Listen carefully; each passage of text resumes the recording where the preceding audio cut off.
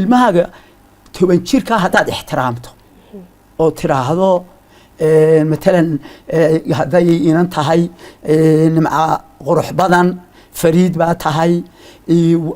ودت كordami waxay sheegeen inaad akhlaaq fiicantay akhlaaqdeedu way hagaagaysaa haddaad wiilka aad sidaas oo kale ku tiraahdo Cabdiraxmaan Fariid baa tahay dadku way ka mahad sheeganayaan wax fiican baad qabatay waan ku arkay intii dheeyta walaalkaaga ka yar lama dagaalamin markuu qaylinayay si fiican baad ula dhaqantay waxyaabahaas oo dhan hadduu waalidku markaa ilmaha xishmeeyo waxa la yiraahdo waa wada laba dhinac adiguna intaad respect garaysay in leeg ayuu adigana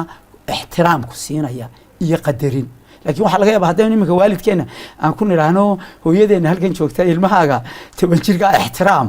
ma ilmahaaga ixtiraama inay faham kale ka qabto waa wax loo baahan yahay sidaas aanu ku koraysaa oo qaladaadkii sameeynaya oo dhan ilmuhu yaraynaya bal waxaana la wadaagtaa cutub ama qaybaha ugu xiisaha badan buugani iyo waxyaabaha ay ku saabsan yihiin for example psychology-ga da'yarta waxa jira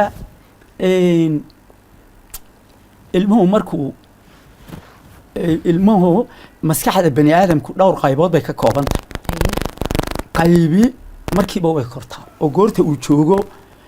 11 12 13 waa qayb way kortay oo waa qaybta oranaysa cayaarta ha joojinin PlayStation-ka cayaar carar wax iska daadaadi hadduu wixii uu gacanta la soo gaaraba uu sameynaya oo waxa la yiraahdaa maskaxda qaybta xamaaska ya xamaaska iyo kacdoonka ayaa la yiraahdaa okay waxa jibta qayb aan markaa kow joogin oo iyaduna la yiraahdo cortex brain oo aan weli korin oo ah qaybta aynu oran karray inagu miyirka sababaynta iyo fikirka yara durugsan iminka waxa laga yaabaa ilmaha 13 jir 14 jir hadduu baabuurka aabihii miftaaxa helo uu yaqaana sida loo istaaro inuu ku boodo saliida cagta saara intuu istaaro aanu keer garaynin dad baad jiiri baabuurkaad jebin doontaa adiga ayaa khatar geli doona waxaasoo dhan ma arki karo laakiin maalinta uu 18 19 20 joogo qaybtii kale ee maskaxda ayaa kortay oo qaybtaasi markay tiraahdo baabuurka cagta saar oo xawaaraha kori tii kala oranaysa joogso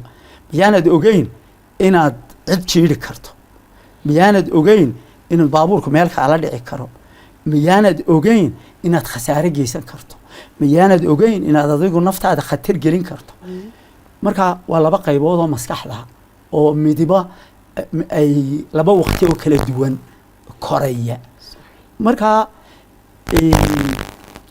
waxa laga yaabaa inuu iminka markaad labada qaybood akhrido ilmuhu waxyaabuhu ku kacayo dhan waad saadaalin kartaa waayo ma arki kara isagu khatarta laakiin markuu halkaa joogo waa kana arkay khatarta marka waa qayb aad iyo aad u muhiim ah psychology ilmuhu waxbay ka qarinaya way wuxuu kaaga qarinaya waxa weeyaan markuu ilmuhu meel dhexe marayo waxyaabo badan baa ku soo kordha noloshiisa waxyaabo badan ayaa ku soo kordha waxa laga yaabaa inuu qaan gaarayo hore ma aqoonin waxan dabeedna waa secret bay isaga u tahay haddii aanay markaa waalidka iyo isu calool baxnayn oo aanay wax walba isu sheegin waxyaabaha uu ka qarinaya